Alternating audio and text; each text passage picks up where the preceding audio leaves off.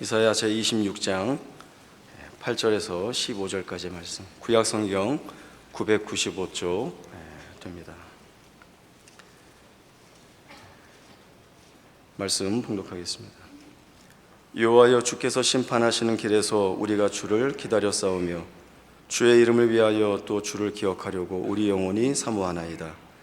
밤에 내 영혼이 주를 사모하여 싸운즉 내 중심이 주를 간절히 구하오리니 이는 주께서 땅에서 심판하시는 때에 세계의 거민이 의를 배움이니이다. 악인은 은총을 입을지라도 의를 배우지 아니하며 정직한 자의 땅에서 불의를 행하고 여호와의 위엄을 돌아보지 아니하는도다. 여호와여, 주의 손이 높이 들릴지라도 그들이 보지 아니하오나 백성을 위하시는 주의 열성을 보면 부끄러워할 것이라. 불이 주의 대적들을 사르리이다. 여호와여, 주께서 우리를 위하여 평강을 베푸시오리니 주께서 우리의 모든 일도 우리를 위하여 이루심이니이다. 여호와 우리 하나님이시여, 주 외에 다른 주들이 우리를 관할하였사오나 우리는 주만 의지하고 주의 이름을 부르리이다. 그들은 죽었은즉 다시 살지 못하겠고 사망하였은즉 일어나지 못할 것이니 이는 주께서 벌하여 그들을 멸하사 그들의 모든 기억을 없이 하셨음이니이다. 여호와여, 주께서 이 나라를 더 크게 하셨고 이 나라를 더 크게 하셨나이다. 스스로 영광을 얻으시고 이 땅의 모든 경계를 확장하셨나이다. 아멘. 이사야는 1장에서 12장에 이르는 첫 단락에서 하나님의 이스라엘에 대한 진노와 심판으로 하나님의 뜻과 분노를 표현하고 있습니다. 남북 왕조의 완전한 멸망, 아수르와 바벨론에 의한 완전한 멸절을 선언하시죠. 그리고 13장에서 23장에 이르도록 그 주변 국가들의 이름을 일일이 열거하며 열방의 심판을 또한 선언합니다. 이스라엘을 무너뜨린 아수르나 바벨론의 멸망을 또한 선언합니다. 그리고 24장에서 27장에서는 어떤 나라나 어느 부분이 아니라 세상 전체를 심판하실 것을 선포합니다. 24장을 보시면 이사야 24장 3절, 땅이 온전히 공허하게 되고 온전히 황무하게 되리라. 여호와께서 이 말씀을 하셨느니라. 땅이 슬퍼하고 쇠잔하며 세계가 쇠약하고 쇠잔하며 세상 백성 중에 높은 자가 쇠약하며 땅이 또한 그 주민 아래서 더럽게 되었으니 이는 그들이 율법을 범하며 율례를 어기며 영원한 언약을 깨뜨렸습니다. 그러므로 저주가 땅을 삼켰고 그 중에 사는 자들이 정죄함을 당하였고 땅의 주민이 불타서 남은 자가 없도다. 이런 무시무시한 하나님의 진노와 심판을 선언하는 것이 이사야에 반복적으로 나옵니다. 그러나 오늘 우리가 본문에서 보듯이 26장 8절에 오시면 여호와여, 주께서 심판하시는 길에서 우리가 주를 기다려 싸우며 주의 이름을 위하여 또 주를 기억하려고 우리 영혼이 사모하나이다. 밤에 내 영혼이 주를 사모하였은즉 내 중심이 주를 간절히 구하겠습니다. 심판하시는 길에서 밤중에 이런 것들은 다 최악의 조건, 최악의 형편에서의 기다리는 구원입니다. 그러니 이 앞에 1장에서부터 27장에 이르는 이사야의 이 전반부를 보시면 하나님이 이스라엘을 심판하시는 것은 저들의 불순종 때문입니다.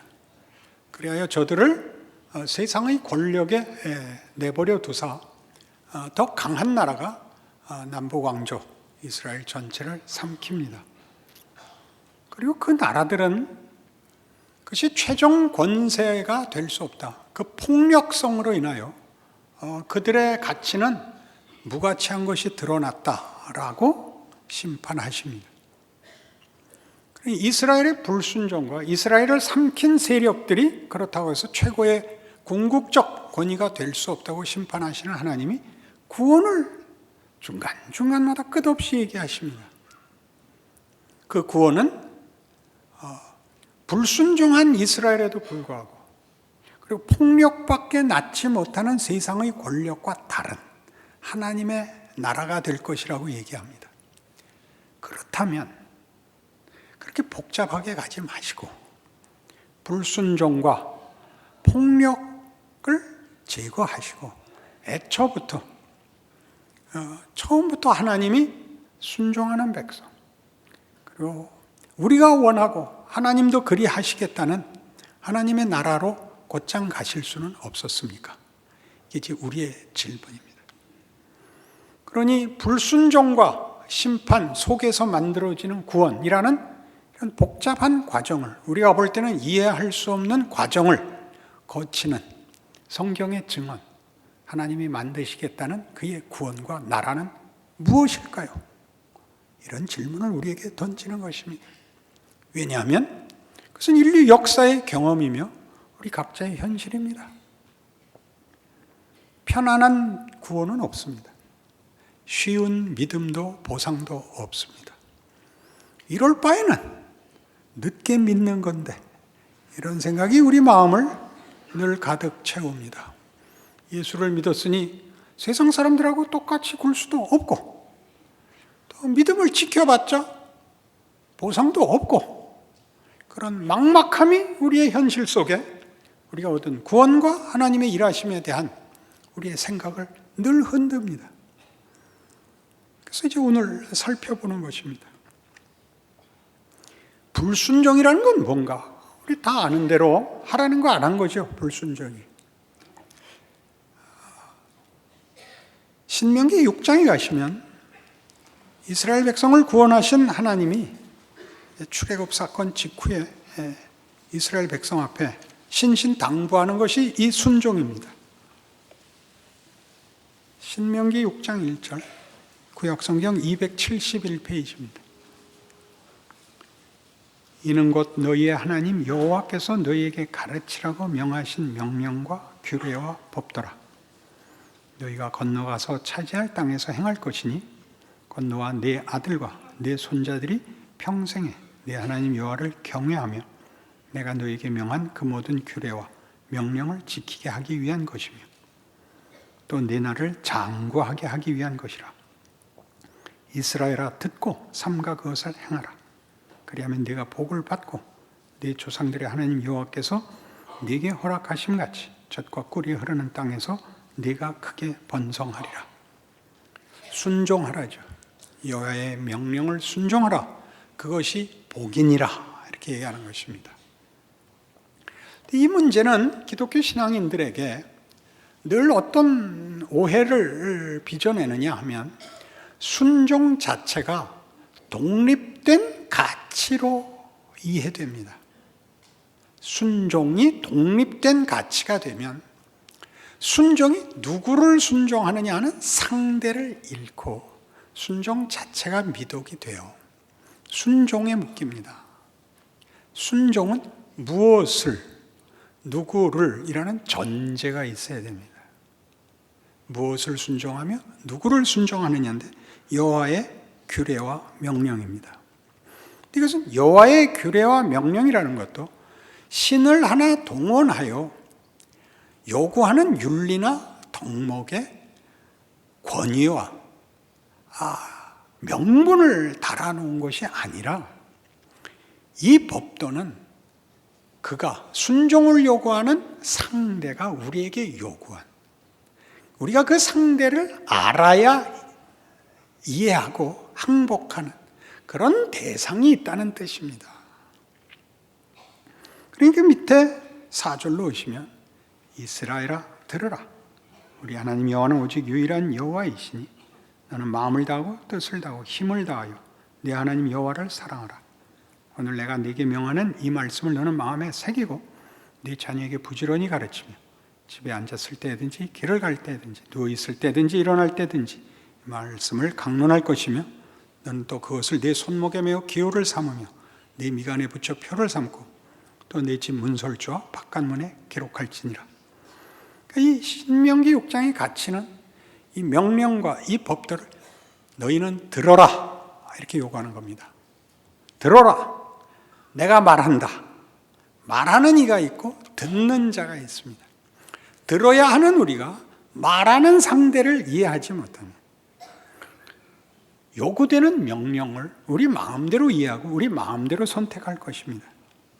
여기에 말하자면 강제력이 있습니다. 어떤 강제력? 상대가 누구냐입니다. 부모가 자식에게 얘기할 때는 자녀가 집중해서 들어야 옳습니다. 말을 안 듣는 것이 현실이지만 집중해야 되는 것은 당연한 것입니다. 왜요? 옳은 말이기 때문이 아니라 부모이기 때문입니다. 부모이기 때문입니다. 부모가 계속 뭘 강조하죠? 너 잘 되라고 그래. 자식이 강조하는 거 뭐죠? 못 알아듣겠습니다. 지금은 시끄럽습니다. 거기에 누구 잘잘못 이전의 그 관계, 거기에 일어나는 일들의 배경, 전제를 기억하십시오. 부모니까 그 말을 하고 자식은 들어야 됩니다. 하고 안 하고 이전의 문제입니다. 이게 지금 신명기 6장에서 얘기하는 순종, 불순종을 논하는 때에 꼭 기억해야 할 전제인 것입니다. 하나님이 우리에게 말씀하시는데 우리를 복주기 위하여 말씀하신다는 것입니다. 그러니 너는 그분이 누구인지를 기억하고 그분을 사랑하고 그분을 기뻐하여 그의 말씀을 들어라. 그러면 복이 될 것이다. 그러니 순종해야 된다. 복을 받아라는 2차적인 문제입니다. 존재론적 가치, 정체라는 것들이 가장 우선하는 조건으로 제시되어 있습니다. 그러니 우리 예수님께서 이 땅에 오셔서 공생애를 시작하기 직전에 시험을 받으시는데 그 시험의 의미가 얼마나 성경 전체를 잘 담아내고 있느냐 하면 세 가지 시험을 받습니다. 이 돌로 떡을 만들어라. 사람이 떡으로만 살지 않는다. 하나님의 말씀으로 산다. 너 뛰어내려라. 하나님이 와서 너 안 다치게 해줄 거다. 너의 하나님을 시험하지 말라. 나한테 절해라. 그럼 세상을 다 주겠다. 나는 하나님을 경배하기 위해서 왔다. 그 조건 속에서 하자. 그 조건은 네가 위협하고 유혹하는 그 조건을 놔두고 네가 유혹하고 위협하는 것과 내가 하나님을 경배하여 그가 일하시는 조건 속에 나를 요구하는 조건 속에서 순종하여 하나님 경배가 뭔지 내가 보이겠다. 이게 세 가지 시험입니다. 우리가 실은 이 조건을 주께서 받아들여 사망이 최고의 권력인 것 같이 그를 십자가에 달아 죽이는 자리까지 들어가죠. 하나님이 그 속에서 일하겠다고. 세상이 자기들이 최종적 권위라고 생각하는 폭력과 시험과 그리고 여러 가지 장애들 속을 들어가 그걸 다 뒤집는 하나님의 일하심을 보이는 것이 예수께서 받으신 시험이 가지는 중요한 증언입니다. 구약 성경 가득히 나오죠. 이스라엘의 배신에도 불구하고 하나님은 그들을 놓지 않는 것. 그럼 아예 배신을 하지 못하게 하면 되지 않느냐? 그 선택권은 기회를 준다 하죠. 반복되는 실패, 반복되는 배신을 극복해 나가십니다. 어떻게? 우리로 알게 하죠. 같은 신명기 8장을 보십시오.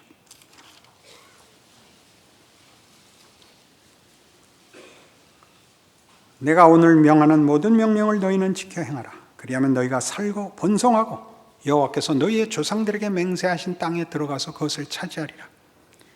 내 하나님 여호와께서 이 40년 동안에 네게 광야길을 걷게 하신 것을 기억하라.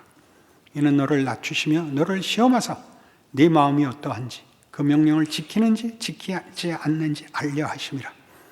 너를 낮추시며 너를 줄이게 하시며 또 너도 알지 못하며 네 조상들도 알지 못하던 만나를 네게 먹이신 것은 사람이 떡으로만 사는 것이 아니요 여호와 입에서 나오는 모든 말씀으로 사는 줄을 네가 알게 하려 하심이니라. 이 40년 동안에 내 의복이 헤어지지 아니하였고 내 발이 부르트지 아니하였느니라. 너는 사람이 그 아들을 징계함같이 내 하나님 여호와께서 너를 징계하시는 줄 마음에 생각하고 내 하나님 여호와의 명령을 지켜 그의 길을 따르며 그를 경외할지니라. 하나님의 징계란 뭐죠? 자식을 기르는 겁니다. 물건을 조작하는 게 아닙니다. 자식을 기르는 겁니다. 사람을 만드는 것입니다. 하나님이 인간에게 안심과 무슨 환경과 무슨 소모품이 되게 쓰시지 않고 하나님의 자녀라는 이름에 걸맞는 지위와 정체성과 영광을 주기 위하여 우리가 알아먹고 우리가 그런 존재가 되는 과정을 밟으신답니다. 시간을 주신답니다.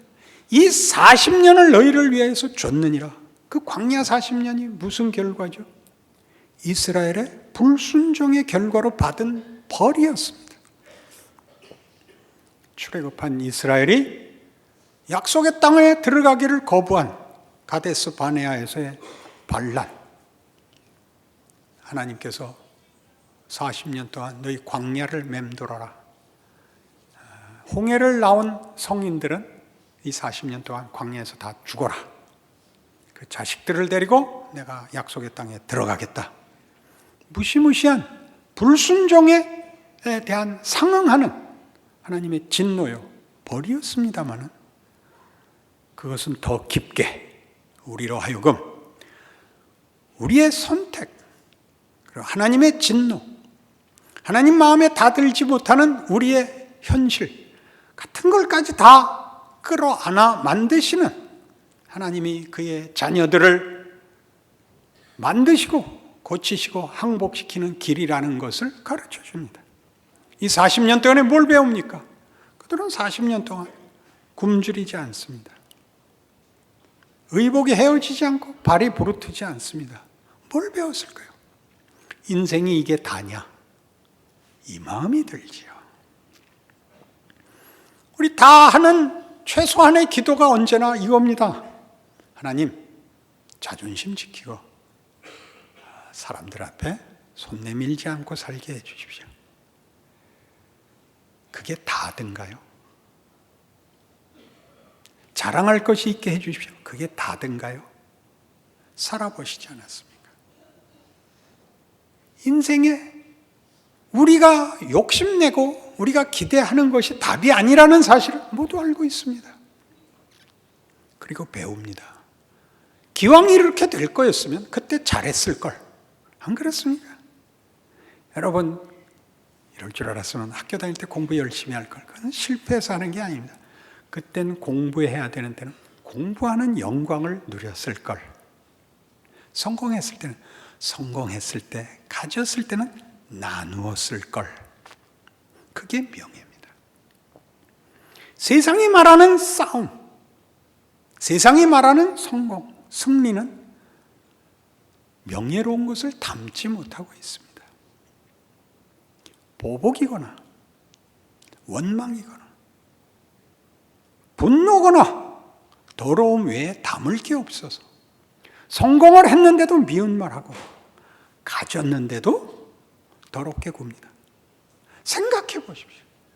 가지고 안 가지고 이기고 지고의 문제가 아니라 여러분이 할 수 있는 것이 세상에서는 명예로운 것이 없습니다. 여러분들이 예수 믿고 알아야 되는 것은 우리를 구원하시고 우리를 만드시고 예수 안에서 부르신다는 하나님은 우리에게 온통 명예를 명하고 있습니다. 정직해라. 너희가 져라. 용서해라. 괜찮다. 이게 명예입니다. 이게 명예죠. 괜찮습니다.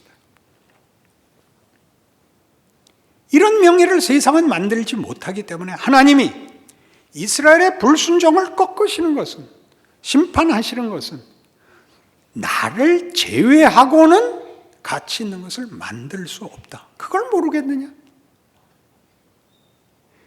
이스라엘을 친 세상 권력들은 바벨론이나 그 후에 나오는 무슨 그리스나 페르시아나 그리스나 무슨 로마나 역사에 뭘 남겼는가요? 관광지밖에 만든 게 없습니다. 애굽의 자랑은 무덤이고 어디를 가든지 폐허된 흔적 외에 남은 것이 없습니다. 우린 자꾸 무슨 유혹을 받죠? 과거의 영광을 재현하고 싶습니다. 영광이라고요? 아니요. 아무것도 아닙니다. 진정한 영광은 소수에게 주어지는 것이 아니고 하나님이 모든 인간에게 넣으신 하나님을 아는 지식, 하나님을 향한 간절함입니다. 무엇으로도 채울 수 없는 이 하나님의 붙드심 때문에 오늘도 우리가 붙잡혀 나오는 것입니다. 하나님의 아무도 답을 줄 수 없습니다. 우리가 우리의 필요를 채울 수 없습니다. 그것이 인생에서 배우는 것이죠. 이 40년 동안 배운 겁니다. 떡으로 살지 않습니다. 말씀으로 삽니다. 배부른 것으로는 끝나지 않았습니다. 평안하고 건강한 걸로는 행복이 만들어지지 않습니다. 자기를 확인하기 위해서 그렇지 않은 자를 흉을 보죠. 너 못하는 거 나는 한다. 그래 봤자 못하긴 매일반입니다. 위대하지 않습니다. 인간의 위대함은 하나님을 아버지라 부르는 그 호칭, 그 지위, 그 존재가 아니고는 가질 수 없습니다. 그럼 우리 인생 속에 하나님이 기회를 주십니다. 하나님이 명하시고 우리는 불순종하는 거 감내하십니다. 이사야 1장에 가보시겠습니까? 이사야가 이렇게 시작했었습니다. 하나님이 인류 역사 내내, 우리의 인생 내내 이렇게 말씀하고 계십니다. 이사야 1장 2절. 하늘이여 들으라. 땅이여 귀를 기울이라. 여호와께서 말씀하시기를 내가 자식을 양육하였거늘 그들이 나를 거역하였도다. 소는 그 임자를 알고 나귀는 그 주인의 구유를 알건만은 이스라엘은 알지 못하고 나의 백성은 깨닫지 못하는도다 하셨도다. 슬프다 범죄한 나라요 허물진 백성이요 행악의 종자요 행위가 부패한 자식이로다. 그들이 여호와를 버리며 이스라엘의 거룩하신 이를 만홀히 여겨 멀리하고 물러갔도다. 너희가 어찌하여 매를 더 맞으려고 패욕을 거듭하느냐. 온 머리는 병들었고 온 마음은 피곤하였으며 발바닥에서 머리까지 성한 것이 없이 상한 것과 터진 것과 새로 맞은 흔적뿐이거늘 그것을 짜며 싸매며 기름으로 부드럽게 함을 받지 못하였도다. 너희의 땅은 황폐하였고 너희의 성읍들은 불에 탔고 너희의 토지는 너희 목전에서 이방인에게 삼켜졌으며 이방인에게 파괴됨 같이 황폐하였고 딸 시온은 포도원의 망대같이 참외밭의 원두막같이 에워싸인 성읍같이 겨우 남았도다. 만군의 여호와께서 우리를 위하여 생존자를 조금 남겨두지 아니하셨더라면 우리가 소돔 같고 고모라 같았으리로다. 딱 부모의 마음이죠. 자식을 팰 수밖에 없습니다. 너 그런데 드나들 거라면 내가 네 다리를 부러뜨려 놓겠다. 못 부러뜨립니다. 하나 부러뜨릴 심정을 가지지 않으면 자식을 기를 수 없습니다. 그러니 사실은 옛날에 역자이교지라는 옛말이 있습니다. 자식은 바꿔서 가르친다. 자기 자식은 못 부러뜨리니까 바꿔서 부러뜨려야 된다. 부러뜨려야 돼요. 하나님이 역사 내내, 우리의 인생 내내 그걸 하십니다. 여러분이 실패를 만날 때마다, 아니, 여러분이 성공을 만날 때다. 여러분이 하나님이 뜻하시는 길과 그 내용을 채우지 않을 때 하나님이 개입하십니다. 생각하게 하십니다. 이게 뭔가? 이게 뭔가? 여러분이 어려울 때만 죽고 싶은 것이 아닙니다. 다 가졌을 때도 죽고 싶습니다. 여러분 인생을 살아보시면 우리가 부러워하는 그 사람이 막막해서 미치려고 하고 있다는 걸 알게 됩니다. 답은 인간에게는 하나님을 만나지 아니하면 예수 안에서 하나님의 평안을 얻기까지 평안을 얻지 못합니다. 현실입니다. 사실입니다. 기만하거나 도망갈 수가 없습니다. 이 신앙생활이 순종이라는 것이 얼마나 복된 것인지를 알지 못한다면 우리는 우리의 현실을 거부하고 있는 것입니다. 답이 없는데 계속 우기는 것입니다.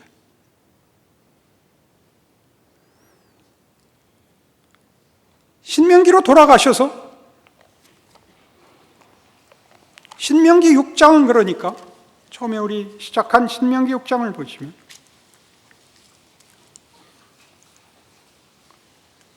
10절 내 하나님 여호와께서 내 조상 아브라함과 이삭과 야곱을 향하여 네게 주리라 맹세하신 땅으로 너를 들어가게 하시고 네가 건축하지 아니한 크고 아름다운 성읍을 얻게 하시며 네가 채우지 아니한 아름다운 물건이 가득한 집을 얻게 하시며 네가 파지 않은 우물을 차지하게 하시며 네가 심지 아니한 포도원과 감람나무를 차지하게 하사 네게 배불리 먹게 하실 때 너는 조심하여 너를 애굽 땅 종되었던 집에서 인도하여 내신 여호와를 잊지 말고 네 하나님 여호와를 경외하며 그를 섬기며 그의 이름으로 맹세할 것이니라. 예수 믿기 전에 종살이 하던 세상이 전부였던 자리에서 구원과 약속과 지위를 가지게 된 인생을 사는 것이 무엇인지 모르면 너희는 다시 되돌아갈 수밖에 없게 된다. 하나님이 어디서 너희를 꺼냈는지를 기억하지 못한다면 너희 삶과 실존 속에서의 명예를 무엇인지 모르게 된다. 하나님의 이름으로 산다는 것의 명예와 가치를 모르면 그게 바로 실패다. 이렇게 얘기하죠. 그러니까 순종은 무슨 그것 자체가 미덕이거나 수단이 아닙니다. 하나님으로부터만 모든 가치 있는 것이, 모든 영광이, 생명이, 실체가 나온다고 얘기합니다. 사실이 그렇습니다. 사실이 그렇습니다. 그러니 14절 너희는 다른 신들 곧 네 사면에 있는 백성의 신들을 따르지 말라.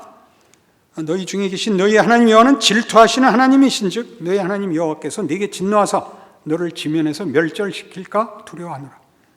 너희가 맞사에서 시험한 것 같이 너희 하나님 여호와를 시험하지 말고 너희 하나님 여호와께서 너희에게 명하신 명령과 증거와 규례를 삼가 지키며 여호와께서 보시기에 정직하고 선량한 일을 행하라.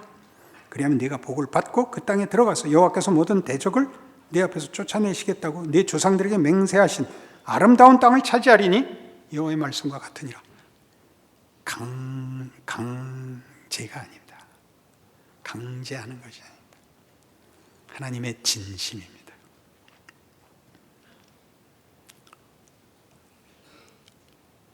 자식을 쉽게 키우는 이들이 있습니다. 이 말을 주로 사용하는 경우가 있는데 너도 이제 클 만큼 컸으니 난 모르겠다. 네 인생 네가 책임져라. 나중에 나한테 원망하지 마라. 그렇게 말하면 안 됩니다. 그 자식이 나중에 이렇게 됐다는 거 아니에요. 감옥에 갇혀서 부모가 면회 오니까 왜 이렇게 날 놔뒀어요? 너 내가 얼마나 그때 말렸냐? 그러니까 강력하게 말리셨어야죠. 누가 부모입니까? 누가 하나님입니까? 누가 자식입니까? 하나님의 자식이 하나님의 강권과 진심을 알아듣고 순종하는 게 복이지. 못나서 자기 마음대로 살고 하나님 원망하고 그게 얼마나 인생 속에 무가치한지 빨리 알으셔야 됩니다. 원망하고 변명하는 것이 답이 되지 않습니다. 누구 책임인가의 문제가 아니라 나 자신의 현실이고 운명입니다. 내 인생입니다. 위대하게 사십시오. 위대하다는 말로 이렇게 막막하게 밀 수 없습니다. 이 하나님이 우리를 위대와 영광으로 명예로 요구하고 있습니다. 넌 다른 존재다. 성경이 하고 싶은 얘기죠. 20절 이하 보세요. 후일에 내 아들이 내게 묻기를 우리 하나님 여호와께서 명령하신 증거와 규례와 법도가 무슨 뜻이냐 하거든 너는 내 아들에게 이르기를 우리가 옛적에 애굽에서 바로의 종이 되었더니 여호와께서 권능의 손으로 우리를 애굽에서 인도하여 내셨나니 곧 여호와께서 우리의 목전에서 크고 두려운 이적과 기사를 애굽과 바로와 그의 온 집에 베푸시고 우리 조상들에게 맹세하신 땅을 우리에게 주어 들어가게 하시려고 우리를 거기서 인도하여 내시고 여호와께서 우리에게 이 모든 규례를 지키라 명령하셨으니 이는 우리가 우리 하나님 여호와를 경외하며 항상 복을 누리게 하기 위하심이며 또 여호와께서 우리를 오늘과 같이 살게 하려 하심이라. 자, 애굽의 폭력과 대비되는 하나님의 명령, 이렇게 대비되는 겁니다. 애굽으로부터의 구원, 폭력이 전부인 것으로부터의 구원, 명예와 영광이 있는 자리, 늘 내 자식에게 보여라. 왜 이렇게 삽니까? 이것이 명예니라. 세상은 폭력밖에 없느니라. 세상은 망하는 것이며 더러운 것이며 소멸되는 것이란다. 이것이 생명이며 이것이 진리란다. 이것이 인간의 가치란다. 25절, 우리가 그 명령하신 대로 이 모든 명령을 우리 하나님 여호와 앞에서 삼가 지키면 그것이 곧 우리의 자랑이라 할지니라. 우리의 영광이라 할지니라. 우리의 명예요 위대함이라 할지니라. 자식들에게 보여줄 것이 있으시기를 바랍니다. 예수를 믿는 게 무엇인지 보여주십시오. 여러분이 책임져야 하는 인생과 여러분이 기르고 보호해야 할 여러분들 자식 앞에서 하나님을 믿는 게 무엇인지 보여줄 수 없다면 그럼 우리는 아무 곳에서도 신앙생활을 할 수가 없습니다. 그리고 우리 자식에게 그 명예를 보여줄 수 있다면 그것은 우리의 최고의 행복일 것입니다. 자식에게 잘하여 자식이 복받는 것 외에 부모된 무슨 더한 기쁨이 비교할 수 있는 자랑이 있겠습니까? 그런 하나님의 자녀의 영광을 증언하고 자식들에게 물려주는 여러분의 삶이요. 그래서 여러분이 살아 숨쉬는 여러분이 속한 사회와 시대 앞에 하나님의 손길이 되는 여러분의 인생이시기를 바랍니다. 기도하십시다. 하나님 아버지 은혜를 감사합니다. 우리로 하나님의 자녀가 되게 하시며 하나님을 아버지라 부르게 하셨습니다. 우리 인생 속에 예수와 함께 걷는 하나님의 개입, 하나님의 구체성, 신실하심이 우리의 삶이며 우리의 존재입니다. 오늘 하루를 귀하게 여길 것이요 우리 자신이 하나님의 명예와 하나님의 손길로 오늘 하루를 사는 줄 아는 위대함으로 우리의 생애를 순종과 승리와 기적으로 이끄사 우리와 우리 자손들과 우리 시대와 이 나라에 하나님 은혜와 구원과 영광을 베푸소서. 예수님 이름으로 기도합니다. 아멘.